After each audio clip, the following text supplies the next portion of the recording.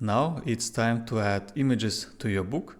I will show you how to insert images and make the text wrap around them. And I will also show you how to add multiple images at once, which is great for creating coloring books, journals, magazines, and so on. Let's start.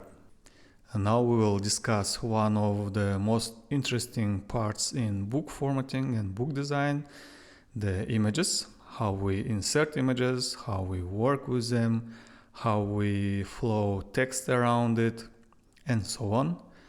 Okay, let's delete what we have here from our previous part. And I have generated some illustrations for this book. So let's use this. To place a file image into your book, just drag and drop your image file and it appears here. And we can resize the image so that it fits on the text frame like this. But you see, the image is covering the text. Text should flow, should go below the image. So here we have show text wrap settings for this image. Click on it and you see we have several flow options, several text wrap options. We have jump. It's when text jumps over the image. So if it's gonna be smaller, you see the text jumped over the image here. Okay. And we have square when the text flows around the image here. And we have tight. So if we, for example, rotate the image like this, you see that the text is wrapped in square. And if we choose tight, the text is tight around the image. Okay, and we have also inside for shapes with empty inside for some particular shapes, and also edge, which is not relevant in our case. So let's choose jump.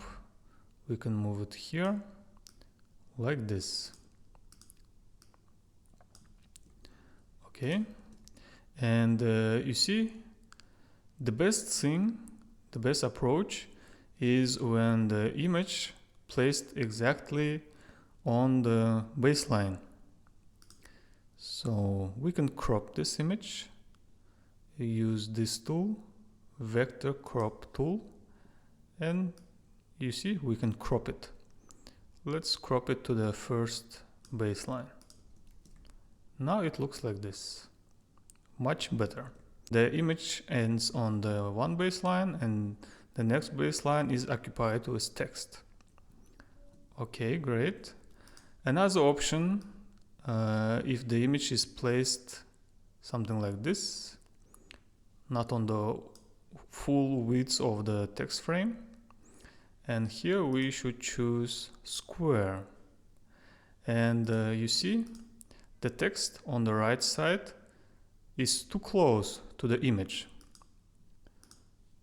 We should increase the distance from text on the right side. Okay, let's increase it like 5. It works okay.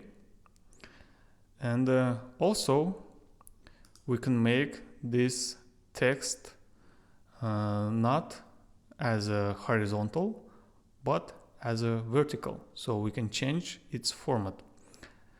For that we need to use image frame or picture frame tool.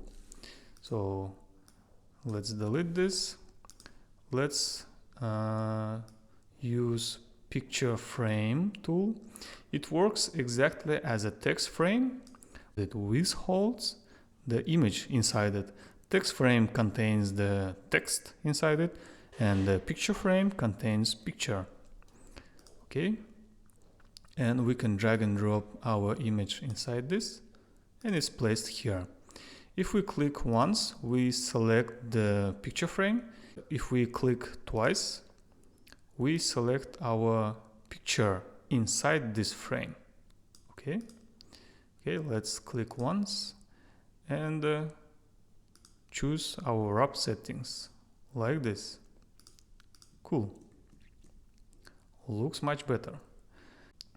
And this image should always go with this paragraph. The emperor's palace is, and so on. And imagine that we added a chapter here above. Let's add a chapter. And you see that our image is left on this page alone. The paragraph which belongs to this image shifts to the next page, of course, because we have added a new chapter here. And we can, of course, cut this with Ctrl X and then paste it here with Ctrl V. But imagine if we have like 20 or 100 images, and we should find a way to make it automatic. Okay, let's go back. So click on the image, and you see here we have an option float with text, so that it flows with the text. And this pin should be located with the text part which belongs to this image. So this image should be pinned to this paragraph. Okay, let's add a new chapter here again.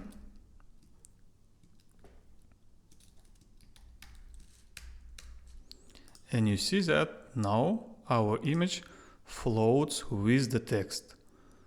Whenever the text goes, the image sticks to it, and it always goes together. Okay, let's go back.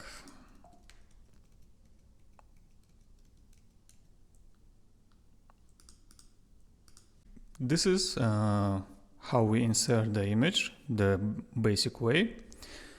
As I showed you, we can also use picture frames, but it could be like ellipse. Let's try this.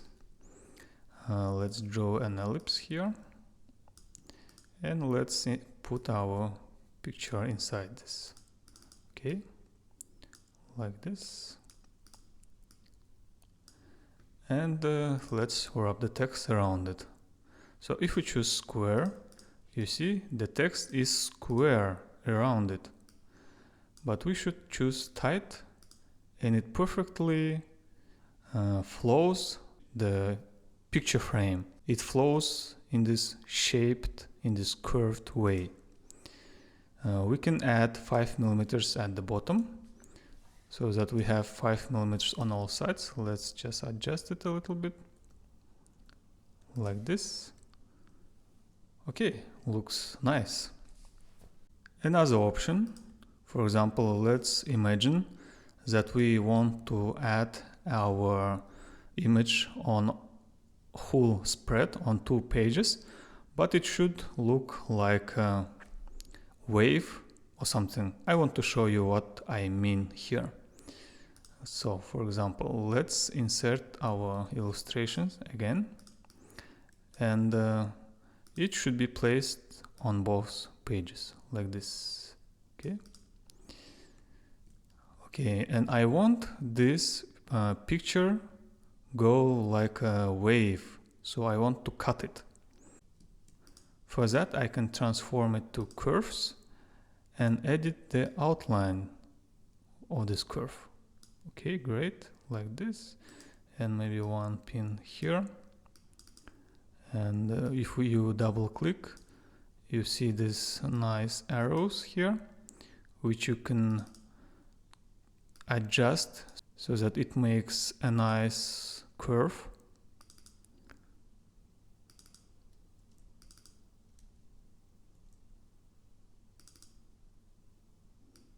something like this. Okay, great. And now let's make the text wrap tight. Let's add 5 millimeters at the top, 5 on the right, and close. Okay, great, it looks nice. And of course, you should avoid such things. Let's move down just a little bit. Okay, you can edit the outline. For that, choose this tool, node tool, and let's just move up this node. Okay, great. And now, since our image goes to the edges of the page, we must add bleed.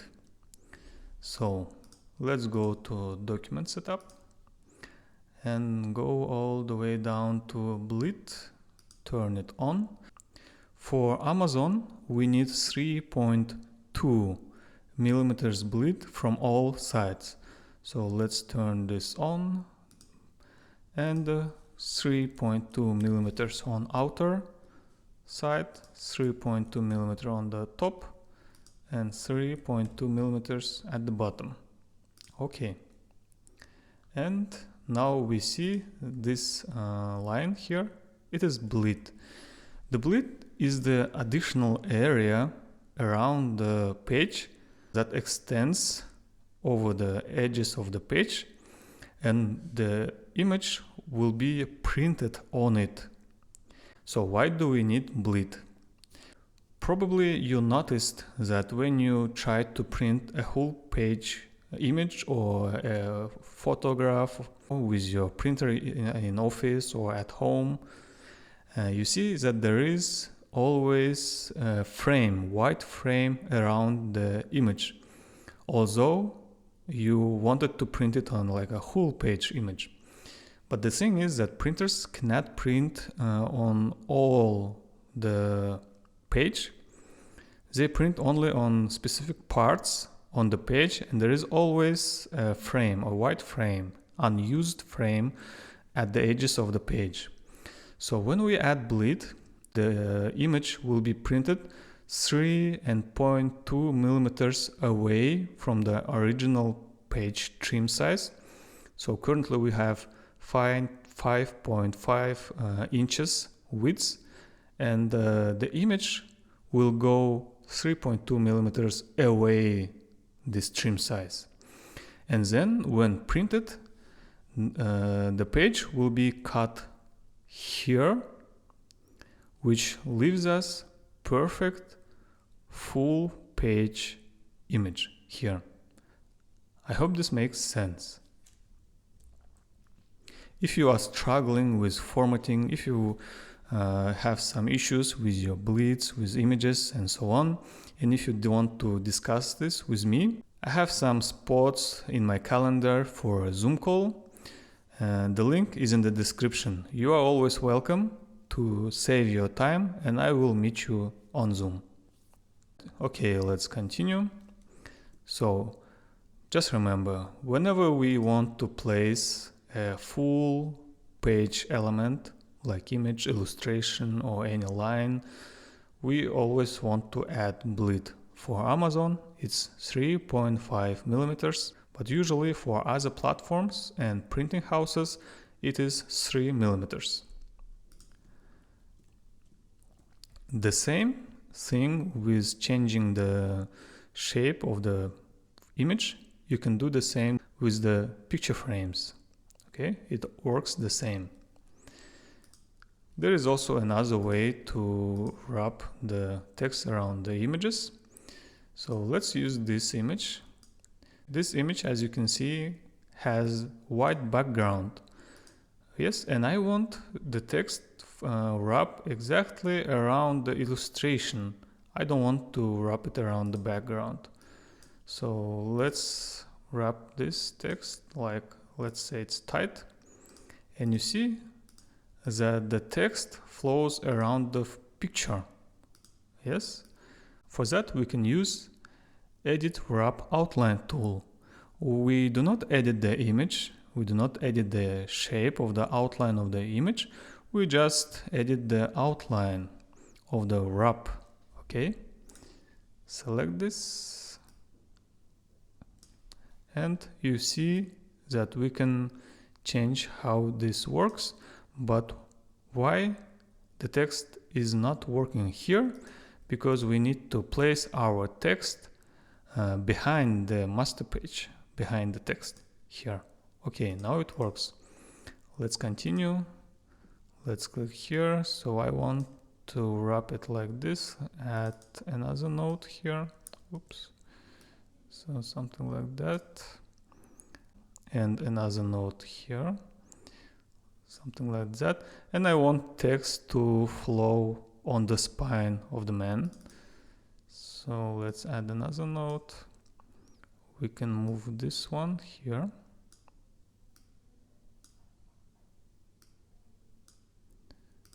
Add this one here.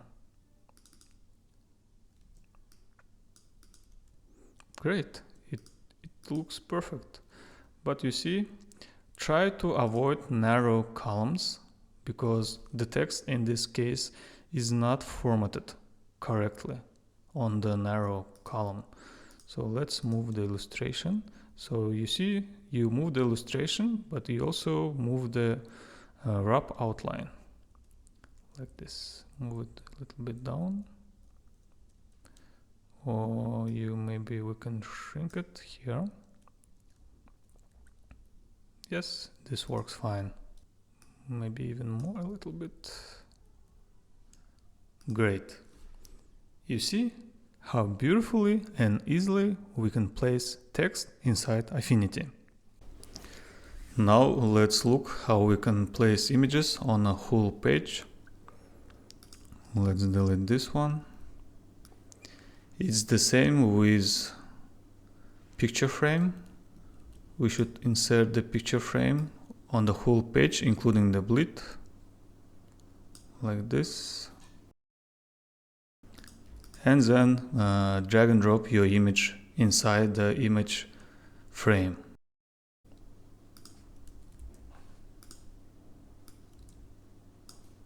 Like this. To move around the image inside the frame, double click on it, and you can adjust the placement. So something like this. And now the text should flow from this page to this page. So the text should jump over this image. So let's set up the wrap settings, jump, and nice. We can also create some effects. For example, let's make it black and white, like this. And you see that this black and white filter, now effect, is applied to the whole page here, including the master page. But it should be applied only to the image frame here. For that, drag and drop this inside this layer. Okay, and you see that now our picture frame contains the black and white filter, black and white effect, and it only applied to the image, not to the whole page. Okay, in this filter you can play around, and there is a lot of channels like red, yellow, green, cyan, blue, and magenta. And the higher it is, the brighter the color. The original red color will be brighter, so white, or it will be black. So you can adjust as you like. Okay, something like this. And that's it.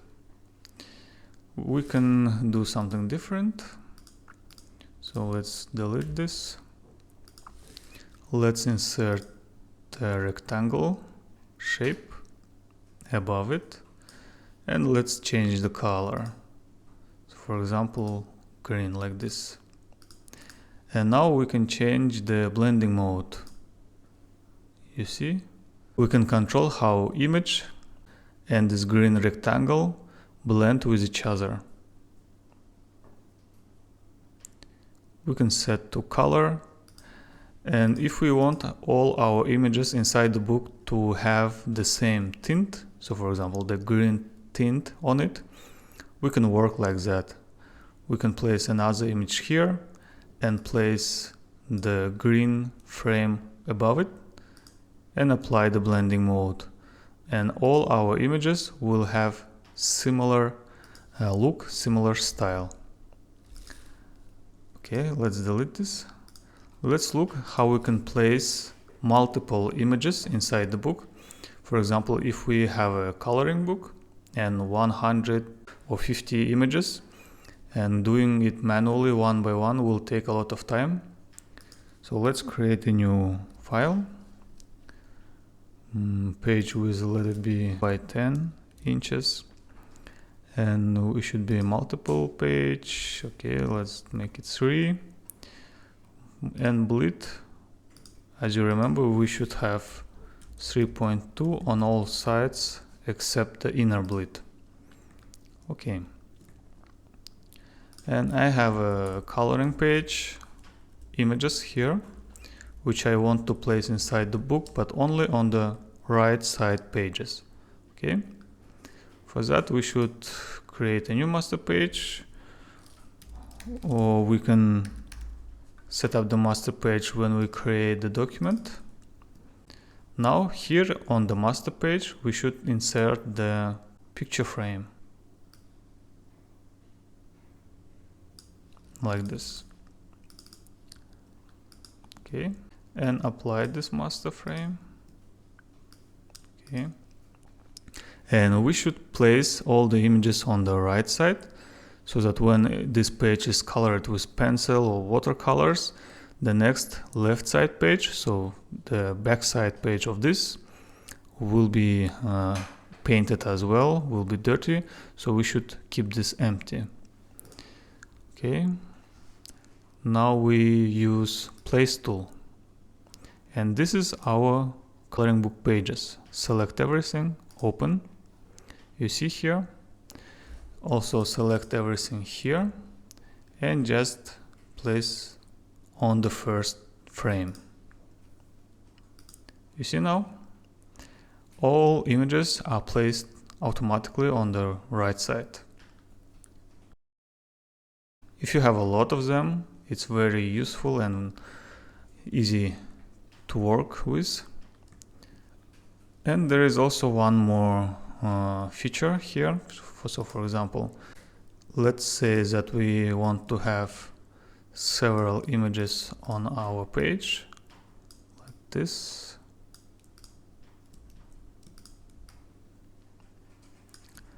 And we can simultaneously place 9 images on these frames. For that, the same, we should choose the place tool, select our 9 images, open, select everything here and place. Nice. Everything is placed here. It's very useful with cookbooks, with albums, with journals, newspapers, and so on, and this saves a lot of time. In the next video we will discuss how we place and work with tables.